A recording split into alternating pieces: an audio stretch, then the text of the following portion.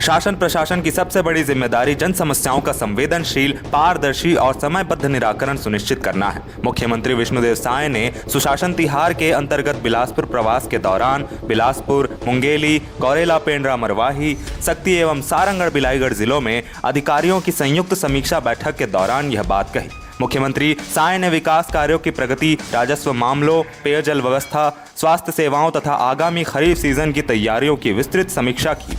मुख्यमंत्री ने राजस्व मामलों की समीक्षा करते हुए समय सीमा से बाहर तथा 1 वर्ष से अधिक समय से लंबित प्रकरणों के निराकरण के लिए विशेष अभियान चलाने के निर्देश दिए।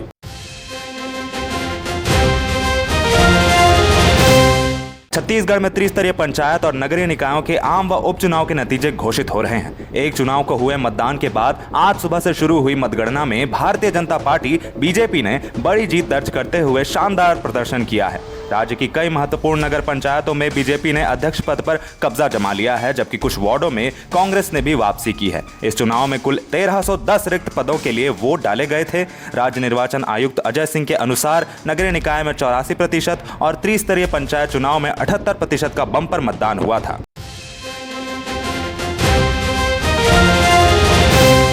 सहसपुर लोहारा नगर पंचायत अध्यक्ष पद के उपचुनाव में बीजेपी प्रत्याशी सरिता संतोष मिश्रा ने 754 वोटों से शानदार जीत दर्ज की है। उन्हें कुल 1949 वोट मिले। इसके मुकाबले में निर्दलीय प्रत्याशी अजय यादव 1018 वोट से उन्हें टक्कर दे रहे थे, जबकि कांग्रेस प्रत्याशी रोशन वैष्णव 1187 वोट से दूसरे स्थान पर रहे।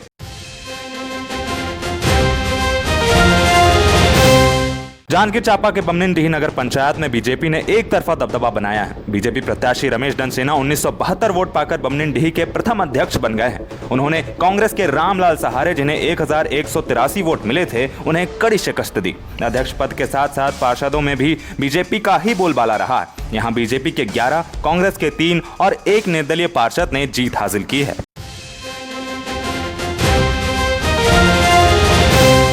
सूरजपुर जिले की नवगठित नगर पंचायत शिवनंदनपुर में भी बीजेपी का परचम लहराया है। यहां अध्यक्ष पद के बीजेपी प्रत्याशी रितेश जायसवाल ने 2001 मत पाकर जीत दर्ज की, जबकि कांग्रेस के संजय सोनी को 1734 मत मिले। हालांकि यहां के 15 वार्डों में पार्षदों के मुकाबले में कांग्रेस आगे रही, जहां कांग्रेस को 8 और बीजेपी को 7 वार्डों में जीत मिली।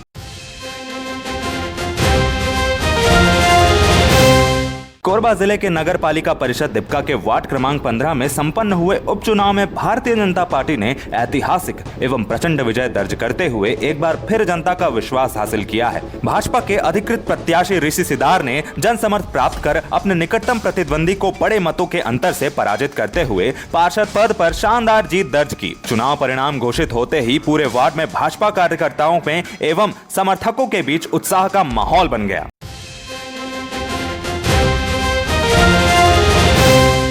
गौवंश संरक्षण और पशु कल्याण को लेकर कोरबा जिले के रजगा मार्ग क्षेत्र में एक महत्वपूर्ण पहल देखने को मिली, जब रजगा मार्ग पुलिस चौकी में चौकी प्रभारी विनोद कुमार सिंह ने स्थानीय गौ सेवकों एवं गौ रक्षकों के साथ विशेष बैठक कर गौ माताओं की सुरक्षा, उपचार और संरक्षण से जुड़े विभिन्न मुद्दों पर विस्तृत चर्चा की। बैठक में क्षेत्र में बढ़ रही गौवंश संबंधी समस्याओं के समाधान के लिए सामूहिक प्रयासों पर जोर दिया गया है।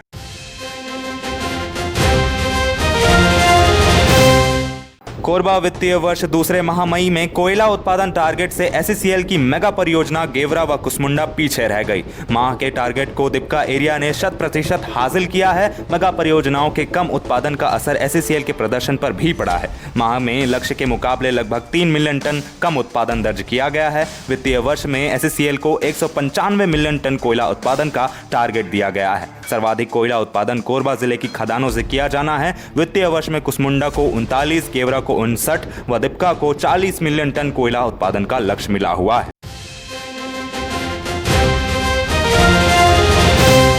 कोरबा जिलांतर्गत बालको लेमरू मुख्य मार्ग स्थित टाइगर पॉइंट क्षेत्र में एक युवक का शव गहरी खाई में मिलने से सनसनी फैल गई है। मृतक की पहचान नवनीत सिंह के रूप में किए जाने की चर्चा है। वह कोरबा के एक अधिवक्ता के रिश्तेदार बताए जा रहे हैं। हालांकि समाचार लिखे जाने तक पुलिस की ओर से पहचान की आधिकारिक पुष्टि नहीं की गई है। जानकारी के अनुसार नवनीत सिंह 2 जून की रात घर से निकलने के बाद वापस नहीं लौटे थे।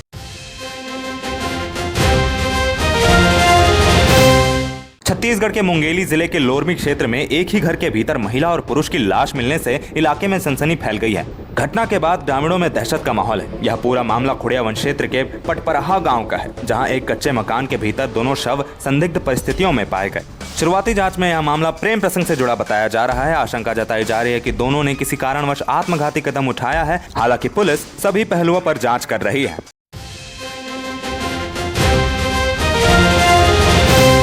नृत्य धाम कला समिति द्वारा आयोजित सूर्योत्थान महोत्सव 2026 का आयोजन दार्जिलिंग में संपन्न हुआ। सांस्कृतिक आयोजन में देश के विभिन्न क्षेत्रों से आए प्रतिभागियों ने अपनी कला का उत्कृष्ट प्रदर्शन किया। महोत्सव में कोरबा जिला की उभरती हुई प्रतिभाशाली अंतर्राष्ट्रीय कथक नृत्यांगना अश्विका साव ने अपनी मनमोहक व प्रभावशाली प्रस्तुति से दर्शकों और निर्णायकों का दिल जीत लिया। अपनी उत्कृष्ट नृत्य प्रतिभा के बल पर उन्होंने जूनियर कैटेगरी में प्रथम स्थान प्राप्त कर क्षेत्र व प्रदेश का नाम गौरवान्वित किया।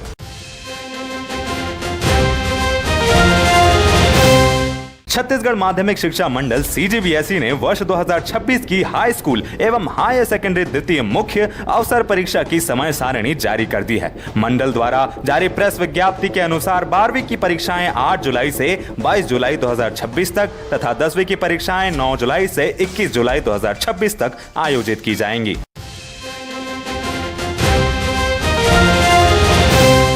रायगढ़ जिले के धर्मजयगढ़ थाना क्षेत्र स्थित अंबे टिकरा पुल पर एक युवक के नदी में कूदने के बाद लापता होने की घटना सामने आई है। बताया जा रहा है कि युवक अपने साथियों के साथ वीडियो बना रहा था। इसी दौरान उसने पुल से नदी में छलांग लगा दी। पानी में कूदने के बाद वह दोबारा ऊपर नहीं आया, जिसके बाद इलाके में हड़कंप मच गया।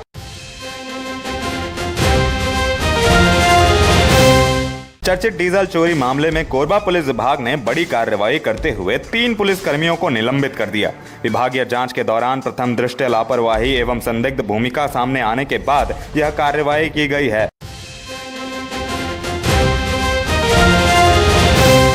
छत्तीसगढ़ के सक्ती जिले से इस वक्त की सबसे बड़ी और सनसनीखेज खबर सामने आ रही है, जहां सेंदुरस गांव में बुजुर्ग दंपत्ति की निर्मम हत्या से इलाके में दहशत का माहौल है। मंगलवार रात अज्ञात बदमाशों ने 70 वर्षीय पुरुषोत्तम खूटे और 55 वर्षीय गौराहिन बाई के सिर कुचलकर बेरहमी से हत्या कर दी। बुधवार सुबह जब तक पड़ोसी महिला उनके घर पहुंची, तब इस वारदात का खुलासा हुआ। घर के अंदर दोनों के शव खून से लथपथ हालत में पड़े मिले, जिसके बाद पूरे गांव में सनसनी फैल गई है।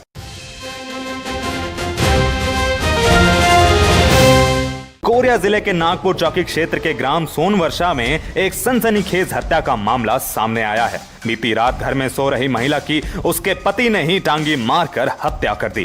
घटना के बाद इलाके में हड़कंप मच गया। प्रारंभिक जानकारी के मुताबिक आरोपी पति अपनी पत्नी के चरित्र पर शक करता था।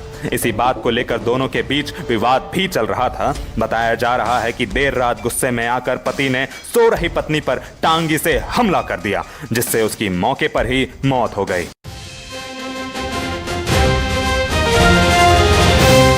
कोरबा जिले के कटघोरा वन मंडल अंतर्गत जटका रेंज में हाथियों का आतंक लगातार जारी है। बीती रात हाथियों के एक बड़े दल से अलग हुए 11 हाथियों ने बासिन सेक्टर के खाड़ीपारा गांव में घुसकर जमकर उत्पात मचाया। हाथियों ने किसानों की खड़ी फसलों को रौंद दिया, खेतों की मेड़ें तोड़ दी और एक मकान की बाउंड्री वॉल को भी क्षतिग्रस्त कर दिया। घटना के बाद पूरे गाँव में दहशत का माहौल बना रहा और ग्रामीण रात भर जागकर अपनी सुरक्षा करते रहे।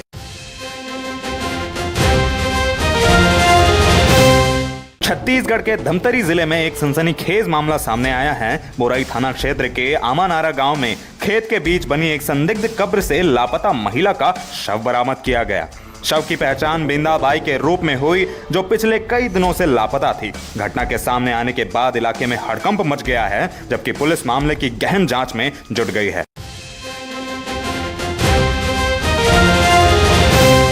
रायगढ़ पुलिस ने जिले में फरार आरोपियों और वारंटियों के खिलाफ चलाए जा रहे विशेष अभियान ऑपरेशन क्लीन हंट के तहत बड़ी सफलता हासिल की है। बहुचर्चित हुंकारा डिपा ट्रेलर लूट कांड में पिछले 10 महीने से फरार चल रहे आरोपी अजय गोस्वामी को कोरबा जिले के कुसमुंडा क्षेत्र से गिरफ्तार कर लिया गया है। आरोपी को गिरफ्तार कर रायगढ़ लाया गया, जहां पूछताछ में उसने अपराध में अपनी संलिप्तता कबूल कर ली।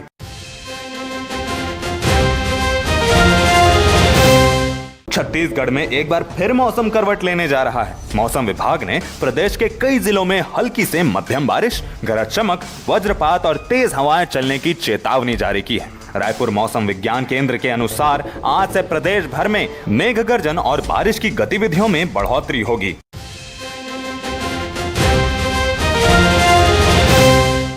दंतेवाड़ा जिले के चंदीनार क्षेत्र में जात्रा मेला में आकाशीय बिजली गिरने की घटना प्रकाश में आई।